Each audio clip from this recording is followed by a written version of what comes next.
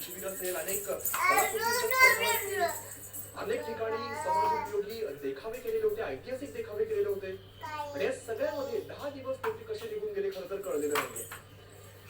आपण बघतोय सगळा ताफा आता समुद्राच्या आत निघालेला आपल्याला बघायला मिळतोय. गिरगाव चौपाटीवरून ही आपण सगळी दृश्य बघतो. अनेक दृश्य आपल्या समोर आहेत, काही ड्रोन मध्ये दृश्य आहेत. आता ही आपण जी दृश्य बघतोय गिरगाव चौपाटीवरून लाडका बाप्पा कसा समोर जातोय, समुद्राच्या आत जातोय आपल्याला बघायला मिळतंय.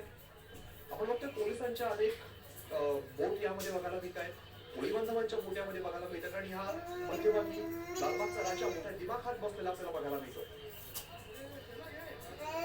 लालबागच्या राजाचा विसर्जन सोहळा थेट आपण घर बसल्या न्यूज 18 लोकमतवरती बघतोय. अखेर ती वेळ आलेली, अखेर तो क्षण आलेला आहे जेव्हा आपल्या लाडक्या बाप्पाला निरोप द्यायचा आहे. खरं तर असं वाटतं आपला लाडका बाप्पा घरातून जाऊच नाहीये, आपल्या इकडे जाऊच नाही. मात्र 10 दिवसांचा हा कालावधी, 10 दिवसांची वेळ संपली आणि अखेर निरोप देण्याची वेळ आलेली आहे. अतिशय सुंदर अशी आतषबाजी केली जाते, सुंदर अशी विद्युत रोषणाई करण्यात आलेली आहे. वाजत गाजत लाडक्या बाप्पाला निरोप दिला जातोय. गणपती बाप्पा मोरया, पुढच्या वर्षी लवकर याचा जयघोष त्याला सगळीकडे बघायला मिळतोय. अजून सुद्धा गणेश भक्तांमध्ये तितकाच मोठा उत्साह बघायला मिळतोय. आपण गिरगाव चौपाटीवरची दृश्य बघतोय. आता सुद्धा प्रचंड मोठ्या संख्येने लालबागच्या राजाला निरोप देण्यासाठी सगळे गणेश भक्त एकत्र आतमध्ये रे लाडका बाप्पा आतमध्ये लगळा अश्रू होत आहेत.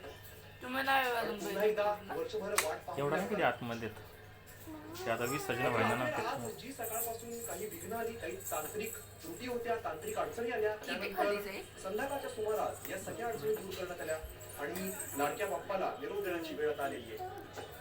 नंतर काही वेळापूर्वी सांगण्यात आलं होतं 10:30च्या सुमारास विसर्जन केलं जाईल, मात्र त्याआधीच लाडका बाप्पा आता मार्गस्थ झालेला आहे. अगदी काही वेळामध्ये इथून पुढे विसर्जन केलं जाणार आहे.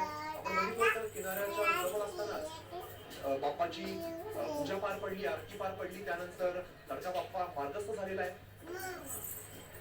अगदी किनाऱ्यापासून निघाल्यापासूनच खरं तर ही सगळी आतषबाजी सुरू झाली आहे. विद्युत रोषणाईमध्ये आपण हा सगळा नखनकाट बघतोय. मागचे 10 दिवस दरबारात बसलेला आपण हा राजा बघितला. आज समुद्राच्या मध्यभागी जाताना मोठ्या दिमाखात, तशाच दिमाखात आपल्याला लालबागचा राजा बघायला मिळतो. नागपूर पसंत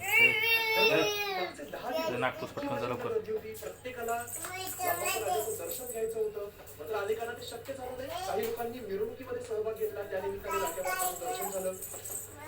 ज्या लोकांना काल सुद्धा दर्शन घेतलं नाही, अनेक लोक आज आपल्याला गिरगावचं बघण्यासाठी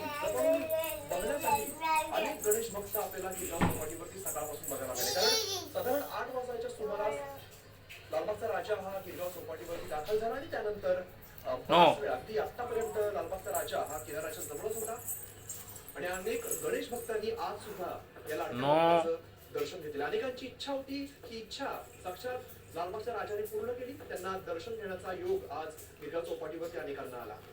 पण आता जी वेळ आहे ती निरोप देण्याची. अगदी आपण बघतो मोठ्या संख्येने सुद्धा